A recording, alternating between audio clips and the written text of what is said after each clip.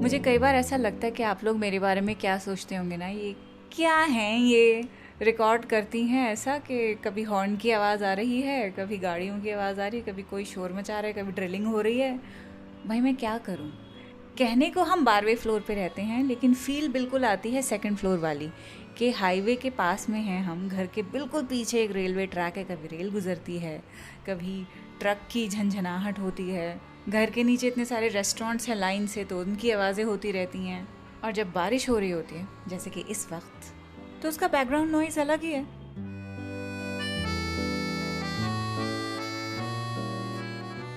Best मंज़र तो वो होता है जो आप खुद विटनेस करते हैं, लेकिन जब आप नहीं होते हैं तब कौन कौन सी चीज़ें आपकी मदद करती हैं मंज़र को समझने में। एक विजुअल, एक ऑडियो। विजुअल में आ जाएगी तस्वीर जो आप देख लेंगे, समझ लेंगे। ऑडियो में क्या होगा, यही जो कुछ मैं बोल रही हूँ, साउंड्स, आवाज़, अल्फाज। तो आज हम इन सब का सहारा लेते हुए आपको मंज़र की बात बताएंगे कि मंज़र होता क्या है। उर्दू का लफ्ज़ मंज़र, अंग्रेज़ी में इसे कहते हैं व्यू। जो ज़ाहिर हो, जो नज़र से देखें, उसे मंज़र कहते हैं। द क्विंट पर शुरू हो चुका है उर्दू नामा। मेरा नाम है फबेहा सैयद। इस वक्त का अगर मैं आपको सीन बताऊं जो मैं विटनेस कर रही हूँ, घर के बिल्कुल बाहर इतनी बारिश हो रही है कि बिल्कुल सफ़ेद हुआ हुआ है। 12th फ्लोर से मैं देख रही हूँ तो बाहर मुझे कुछ भी नहीं दिख रहा है। बाहर एक तरफ क्रीक दिखती है हमारे घर के, दूसरी तरफ एक छोटी सी हिल है और हिल के आसपास बिल्डिंग्स हैं। तो जो क्रीक वाली साइड है वो तो बिल्कुल वाइट हुई हुई है इस वक्त, और जो हिल वाली साइड है वहाँ भी बिल्कुल सफ़ेदी फैली हुई है बादलों की और बारिश की। मूसलाधार मुसलसल बारिश हो रही है। और मैं अब ये सोच रही हूँ कि पॉडकास्ट करने के बाद मैं क्या करूँगी। मेरा चाय पीने का मन कर रहा है, लेकिन बच्चा भी सो रहा है और ये पॉडकास्ट ख़त्म करके एडिट करके जब मैं बाहर आऊँगी उसके उठने का टाइम हो जाएगा। मैं तो इस वक्त बहुत ही खूबसूरत मंज़र में बैठी हुई हूँ, और एक और मंज़र है जो बशीर बद्र पेंट कर रहे हैं। लिखते हैं कि मेरी नज़र में रहे डूबने का मंज़र भी, मेरी नज़र में रहे डूबने का मंज़र भी, गुरूब होता हुआ आफताब दे जाओ। शायर यहाँ कह रहा है that when you leave let me keep that मंज़र of you going away like the setting sun। देखिए ये शेर बहुत विजुअल है। पिक्चर अ सनसेट। टेक्निकली सूरज डूब रहा है, और जब वो डूबता है it's going down, it's ending. उसकी जो रोशनी है वो ख़त्म हो रही है। Sunset is also one of the most beautiful scenes in nature. उस वक्त जो रंग होता है आसमान का, और अगर आप किसी वाटर बॉडी के पास हैं तो उस पर जो रिफ्लेक्शन पड़ती है आसमान की, तो खूबसूरती दोबाला हो जाती है। बशीर बद्र साहब कह रहे हैं कि मेरी नज़र में रहे डूबने का मंज़र भी, गुरूब होता हुआ आफताब दे जाओ। दूसरा मेटाफर भी है ये विजुअल, किसी चीज़ के ख़त्म होने का, किसी चीज़ के डूबने का। एक रिश्ता ख़त्म हो रहा है, उसका सूरज डूब रहा है रिश्ते का, या यूं कह लें कि शायर का जो दिल है वो भी डूब रहा है इस तसव्वुर से कि अब उसका ये रिलेशनशिप अपने महबूब के साथ ख़त्म होने वाला है। तो डूबने का जो मेटाफर है ये दोनों तरह से काम कर रहा है। एक विजुअल आपको सीनरी दिखा रहा है, और दूसरा बहुत ही सिंबॉलिक है इनके रिश्ते के, जो कि ख़त्म हो रहा है। तो शायर यहाँ पे ये कहना चाह रहा है कि जिस तरह सनसेट होता है, सूरज डूबता है और एक खूबसूरती छा जाती है, उसी तरह मैं भी चाहता हूँ कि जो हमारे रिश्ते का सनसेट हो रहा है, सूरज डूब रहा है हमारे रिश्ते का, हमारी गर्माहट हमारे बीच की जो ख़त्म हो रही है। सूरज गर्माहट का प्रतीक है, वार्मथ का प्रतीक है। तो हमारे बीच की जो वार्मथ है, इंटीमेसी, वो ख़त्म हो रही है इस रिश्ते में। So even if you are leaving me, at least give me that sunset like moment, ताकि मैं तुम्हारी याद को एक अच्छे रूप में याद कर सकूं। ही सेइंग के अच्छे नोट पे ख़त्म करते हैं, कोई गलत बातें ज़बान से नहीं निकालते हैं। I think this is what he means. So this sher is not just about loss, it's about reframing endings. जब किसी को छोड़ के जाते हैं, स्पेशली जब इस तरह के रोमांटिक रिश्ते ख़त्म होते हैं, इंटीमेसी वाले, या डिवोर्सेस होती हैं, बहुत कम आपने सुना होगा कि अच्छे नोट पे चीज़ें ख़त्म होती हैं। चीज़ें हमेशा ख़त्म होती हैं रिजेंटमेंट के बाद। रिजेंटमेंट जो कि बिल्कुल भी सीने में समाये नहीं जाता, वो कड़वाहट की शक्ल इख्तियार कर लेता है और फिर रिश्ता टूट जाता है। लेकिन अगर आप मुझसे पूछें मेरा ओपिनियन इन बातों के ऊपर क्या है, तो मुझे ऐसा लगता है कि कोई भी रिश्ता जिसे ख़त्म होना होता है, स्पेशली जो इंटीमेट रिलेशनशिप्स होते हैं, उनमें अगर कड़वाहट है तो बेहतर है। वो इसलिए क्योंकि इंटीमेसी इंसान की ज़रूरत होती है। अगर एक जगह से ख़त्म हो जाती है तो उसको इंटीमेसी कहीं और मिलनी चाहिए। उसूलन तो यही होना चाहिए ना, इमोशनल हेल्थ को ध्यान में रखते हुए कि अगर एक पार्टनर से नहीं बनी, अगर कंपैटिबिलिटी नहीं है, अगर वो पार्टनर सेफ नहीं है, तो इसका मतलब ये तो नहीं ना कि रिलेशनशिप ख़त्म होने के बाद वो अकेला बैठा रहेगा। वो कहीं और जाके तलाश करेगा, उसकी इंटीमेसी की जो ज़रूरत है वो कहीं और पूरी करने की कोशिश करेगा। तो ऐसे में जो पहला वाला रिलेशनशिप है, अगर वो पूरी तरह से ख़त्म नहीं हो सकता है, तो नए वाले रिलेशनशिप में उसके जो बचे खुचे असरात हैं वो लीक करने लगेंगे और जो नई शुरुआत होनी चाहिए वो कभी भी शुरू हो ही नहीं पाएगी जब तक पीछे की चीज़ें ढंग से बंद नहीं की जाएंगी। और उन्हें बंद करने का तरीका, उन्हें जो कहते हैं ना क्लोजर मिल जाना चाहिए। क्लोजर तभी मिलेगा जब क्लोज करेंगे, ख़त्म बात। कहीं और से क्लोजर चल के नहीं आएगा, आपको खुद ही उस पर ढक्कन लगाना पड़ेगा। पर ये शायरी है और यहाँ बशीर बद्र अलग बात कह रहे हैं, एंडिंग्स को रिफ्रेम कर रहे हैं। कह रहे हैं बिटरनेस की जगह खूबसूरती होनी चाहिए। मैं कह रही हूँ खूबसूरती होगी तो आदमी पलट पलट के उसको देखता रहेगा, तो खूबसूरती नहीं होनी चाहिए। तो आप अपने मंजर को किस तरह देखते हैं, अपनी कहानियों को किस तरह देखते हैं, अपनी एंडिंग्स को किस तरह देखते हैं, that's what defines your memory. I might be wrong, I don't know, but this feels right. Anyway, अब निदा फाजली का आप ये शेर सुनिए। लिखते हैं, नज़दीकियों में दूर का मंजर तलाश कर, जो हाथ में नहीं है वो पत्थर तलाश कर।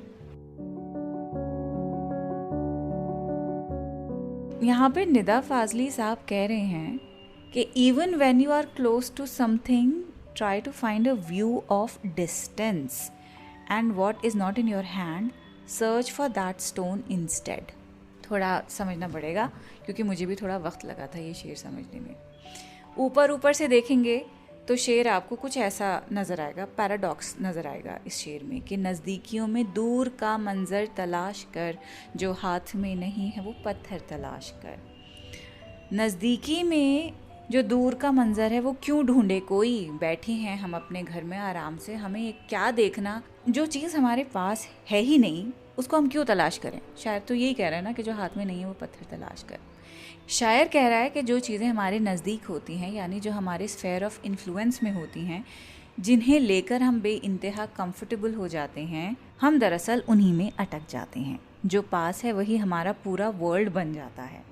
यहाँ पे शायर कहता है कि एक्सपैंड योर नज़र, अपनी सोच के हल्के को थोड़ा वसी करो, अपनी सोच को वाइड एंगल लेंस से देखो। Even in closeness look for the bigger picture, the दूर का मंजर।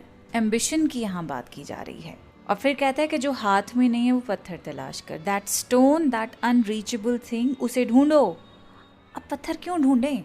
Don't just settle for what's easily available. यही कह रहे हैं ना, थोड़ा एस्पिरेशन रखो, थोड़ा स्ट्रगल लाओ।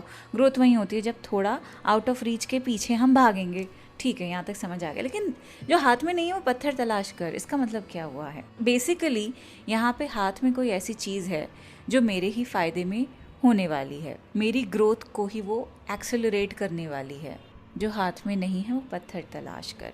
अब आप ये सोचिए, अगर हाथ में वो मिट्टी कहते हैं, जो हाथ में नहीं वो मट्टी तलाश कर, तो ये शेर अलग ही रंग ले लेता है। मिट्टी में ग्रोथ है, फसल उगती है, मिट्टी से ज़िंदगी पैदा होती है, वो एक ऑर्गेनिक नर्चरिंग इमेज बन जाती है शेर की।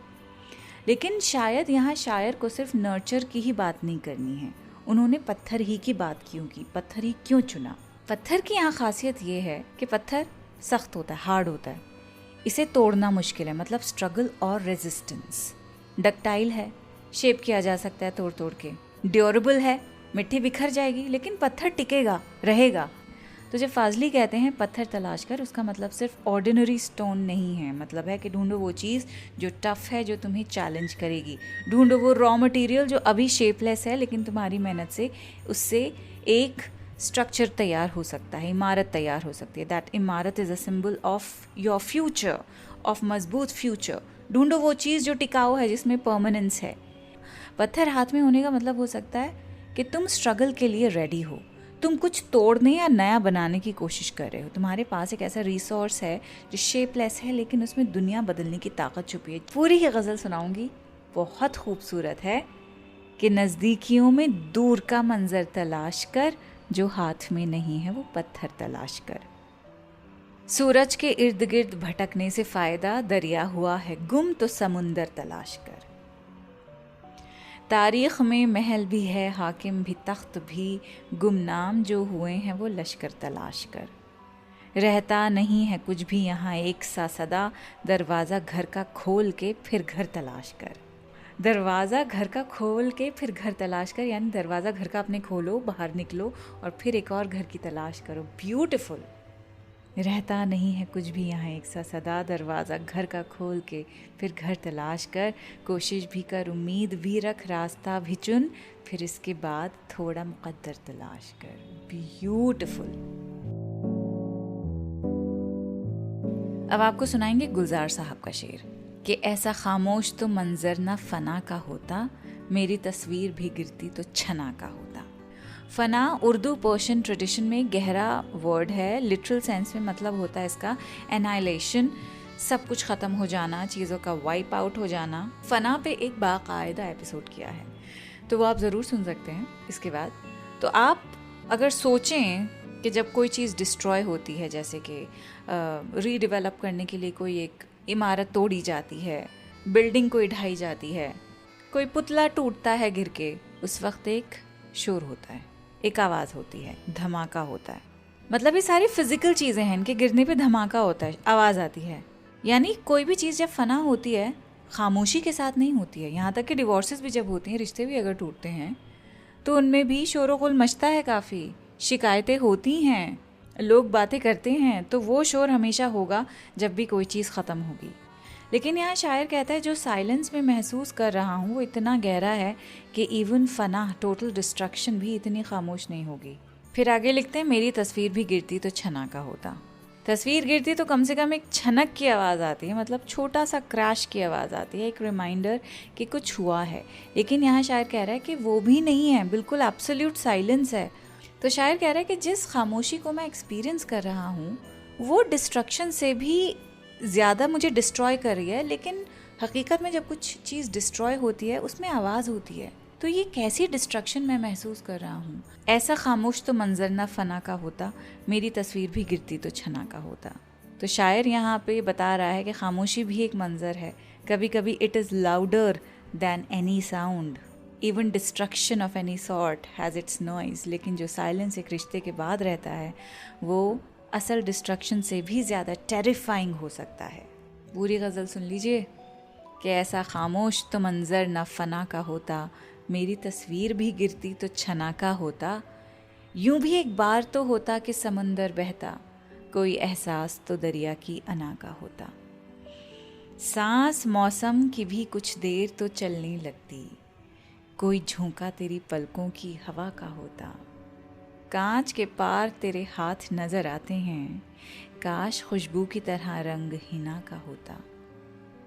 क्यों मेरी शक्ल पहन लेता है छुपने के लिए, एक चेहरा कोई अपना भी खुदा का होता। अगले हफ्ते मुलाकात होती है आपसे, ख्याल रखिए। खुदा हाफिज़।